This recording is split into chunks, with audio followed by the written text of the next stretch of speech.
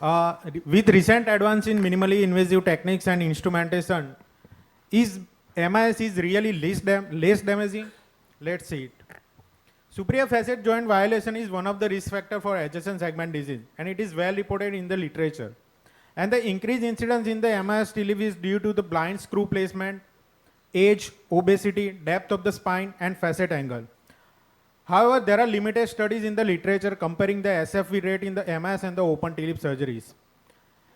We conducted this study with the aim to compare the incidence of iatrogenic SFV in MIS and the open lumbar TLIF, and to evaluate certain patient and surgical factors like age, obesity, depth of the spine, facet angle, right or the left screw, top of the screw, etc. It is a comparative study, prospective analysis of the data, independent observer, single surgeon, single institute. Study was performed from 2009 to 2018. Total 225 cases were included in the study. 450 total screws were evaluated. The open TLIP patients were 105 and MS TLIP patients were 120 patients. Standard surgical tubular microscopic assisted MS TLIP surgeries were done. Here are the few slides.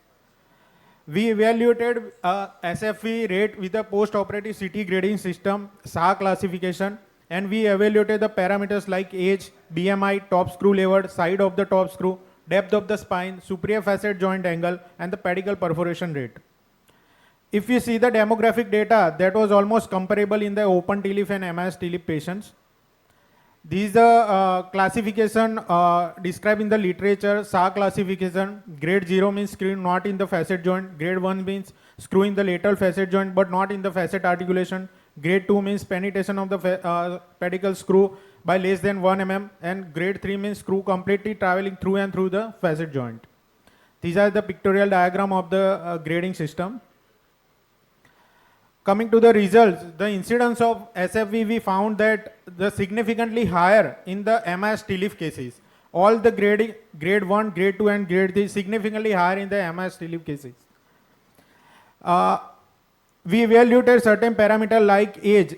In less than 60 years of patient, the grade 1, grade 2 and grade 3 were significantly higher.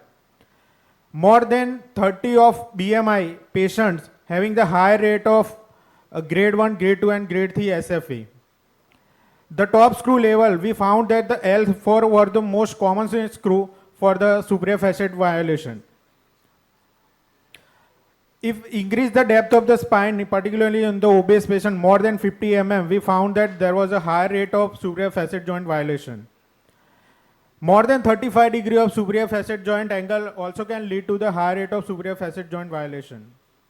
Again, the side of the top screw, we also evaluated the right and the left screw if the surgeon is right dominant hand. The right screw was commonly, we found that the right side of the screw were having the higher rate of superior facet joint violation. The pre-op VAS and the post-op VAS and ODI were almost comparable in the SFV and the non-SFV group. If we review the literature, literature has already reported that the increased tensile and the shearing state at the adjacent level due to the screw perforation can lead to the adjacent segment disease. This is a one study, 10-year follow-up of 1,000 cases. They have concluded that the degeneration of the facet joint following the transpedicular screw fixation, it lead to the progression of the ASD. Again, the similar studies like us, the review of literature, they have demonstrated the almost similar results. These are retrospective study. They have concluded that the higher incidence of adjacent segment disease followed by the violation of the superior facet joint in MS TLIF. They have concluded that age less than 60 years and BMI more than 30 can lead to the SFE joint violation. And we have reported in our study that the 41% of the MS cases having the SFE violation. So MS TLIF having 41% of violation and open TLIF having 30% violation. And more cases are found in age less than 60 years, obesity, top pedicle screw at the L4 level, right-sided top screw, superior facet joint angle more than 35 degree. And if the depth of spine increase more than 50 mm, then it can lead to the superior facet violation. So our study is a small sample size, selection bias is there, short-term follow-up of 2 years, and the grading scale is not validated. So to conclude, we found that the greater incidence of iatrogenic superior facet joint violation in MS TLIF compared to the open TLIF. Although MS TLIF is an effective treatment for the lumbar degenerative disease, However, we found that higher incidence of iatrogenic superior facet violation can lead to the adjacent segment disease. So we should protect the facet and consider certain patient and surgical factors. Thank you. Thank you very much. I would invite Dr. Pau for his study, comparative study of clinical and radiological outcomes between tubular retractor and biportal endoscopic TLIF using double cages.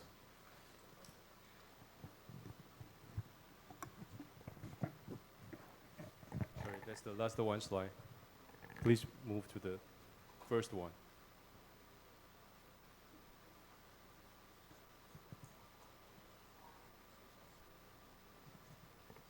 Thank you. I'm talking about the comparative study about the clinical and the radiological outcome between the tubular retractor MIS TLIF and under my double cage BE TLIF.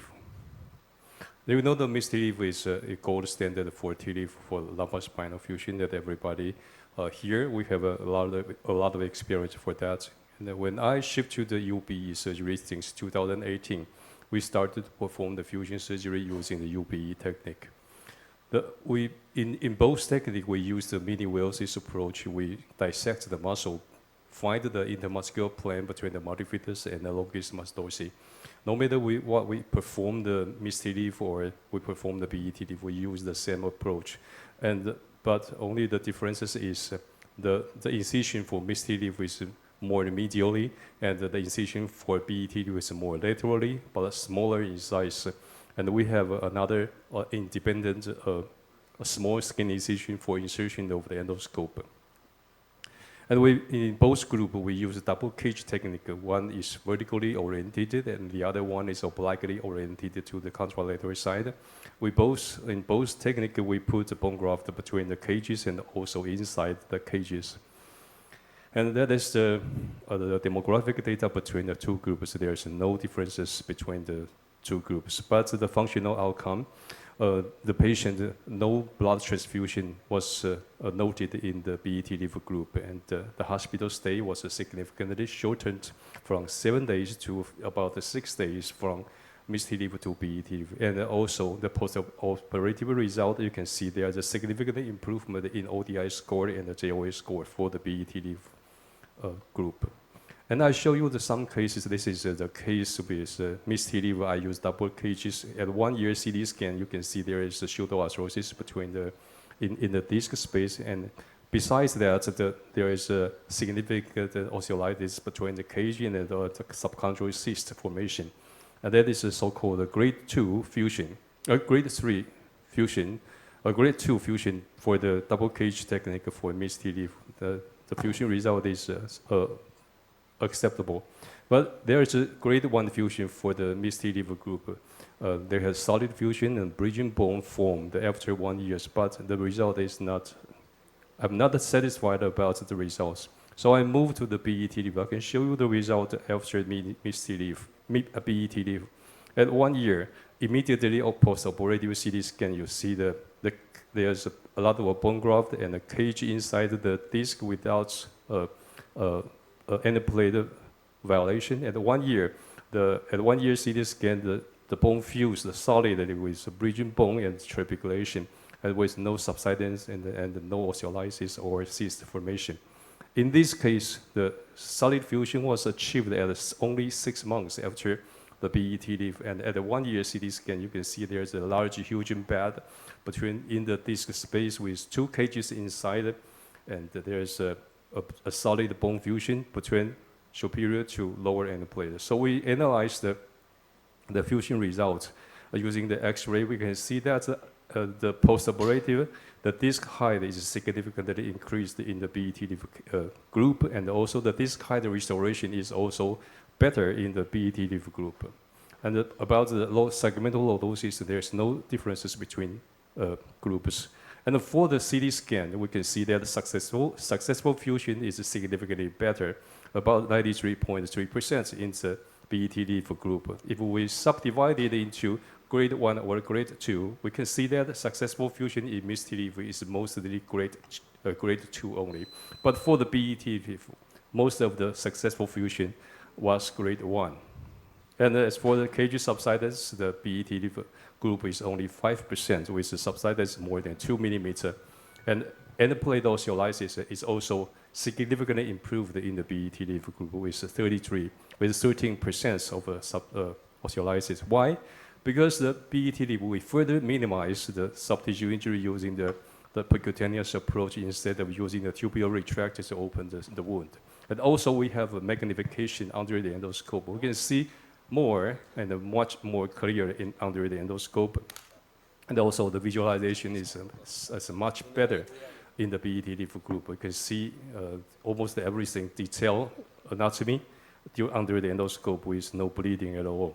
So, and the critical factor is that when we do the disc preparation in MISSAB leaf, it depends on surgeon's tactile sensation to decide whether the end plate preparation is enough.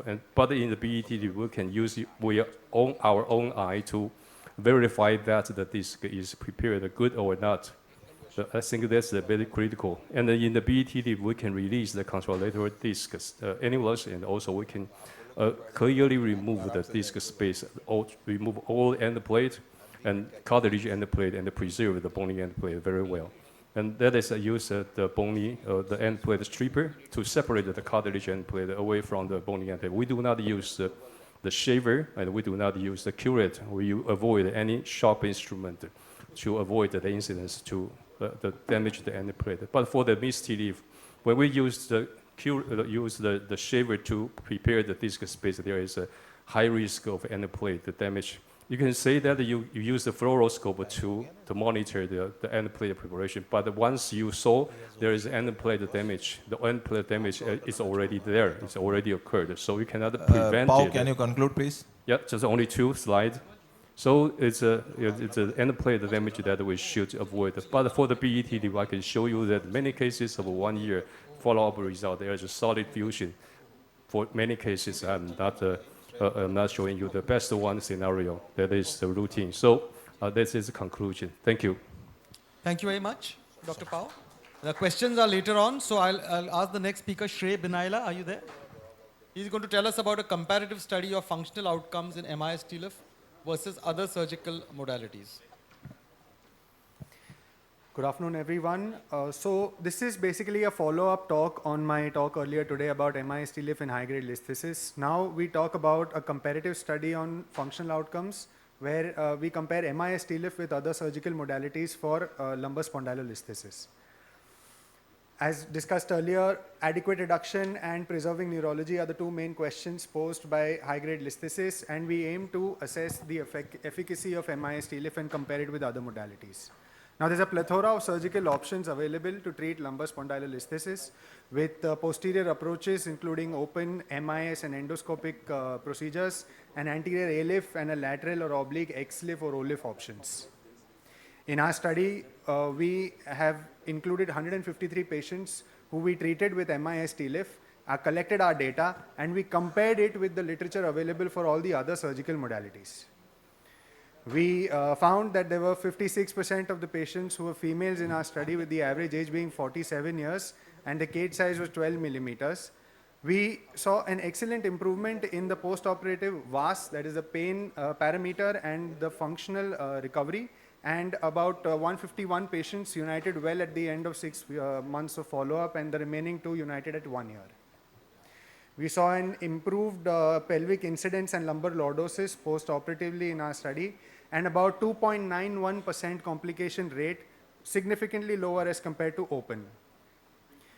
Now, for the purpose of this study, we compared all these parameters with open surgeries, O-LIF, A-LIF, and endoscopic or UBE TLIF procedures. These usual suspects for the treatment of lumbar spondylolisthesis were compared on the basis of pain relief and functional recovery, lumbosacral parameters, fusion rate, and complication rate. So in terms of pain relief, we found that the open procedures lagged a little behind, and even in terms of functional recovery. However, as the follow-up period grew, they tend to catch on. The operative time was longest for the UBE and endoscopic TLIF procedures. However, these patients had the shortest hospital stay and fastest return to routine life. The open procedures were at the opposite end of the spectrum. This is the data compiled for all the procedures and the data collected from all the other papers in the literature. And we put it into graph and we realize that the gain of global lumbar lordosis was seen maximum with MIS TLIF. However, segmental single level lordosis was achieved maximum with the anterior procedures. The pelvic incidence and lumbar lordosis mismatch was matched best by MIS TLIF procedures, and the complication rate was maximum with the open TLIFs. Now, the fusion rate was best seen in our study with MIS TLIF and worst with open. However, you see here, the worst itself is 92%. So, like I said earlier, the long-term outcomes are comparable for all these groups. So to conclude, MIS TLIF gives excellent outcomes in terms of overall functional outcomes and complications. However, ALIF turned out to be the best procedure for restoring a single level segmental lordosis, and endoscopic procedures proved to have the fastest return to routine life. A multicentric study will be required to further analyze these surgical modalities. These are my references, and thank you.